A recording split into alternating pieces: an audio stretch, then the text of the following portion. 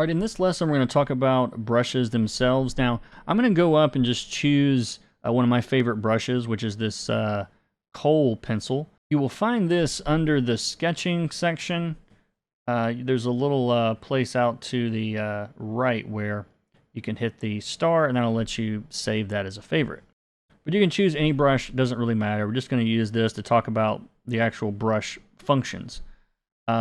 So I'm going to 2-finger undo until I am back to a empty canvas, but I actually did a bunch, so I don't want to do that. I'm going to click on the layer over here. All right, click on the layer and just hit clear layer. Okay, these are our layers over here, the background and this pixel layer. We're going to talk about that in a little bit. But I'm going to choose black. I'm just going to drag it down, start with black. So I'm going to click on the brush, and you click on the number 20 here. It's going to pull up the size. All right. So I'm just going to choose somewhere in the middle for now and make a few brush strokes.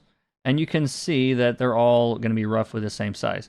Now, it is pressure sensitive. So, you know, I can touch really lightly and get really, really thin lines. Or I can press a little bit harder and get thicker lines. Then I can just grab that number. And you don't actually have to shift when you put your thumb on that number. Just put it on there and pull up or down. And it's going to start to adjust the size up or down. And again, the really big brushes, you know, obviously you can see more detail, but we'll scale the brush around depending on, you know, what we're drawing at the time. This little black box right below it, that is the flow.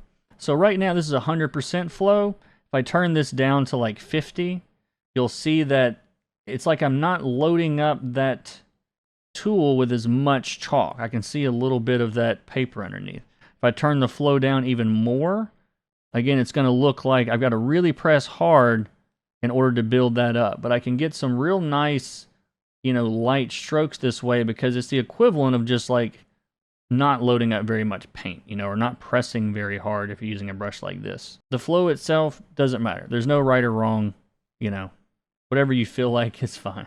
This little section is smoothing. And what it will do is if I turn it off and then make a couple like ragged strokes, and then turn it back on all the way up, and then try this again, and you'll see that it tries to, you know, round out all of those strokes. So if you've got a real jittery hand, you know, it really tries to smooth those out, you know.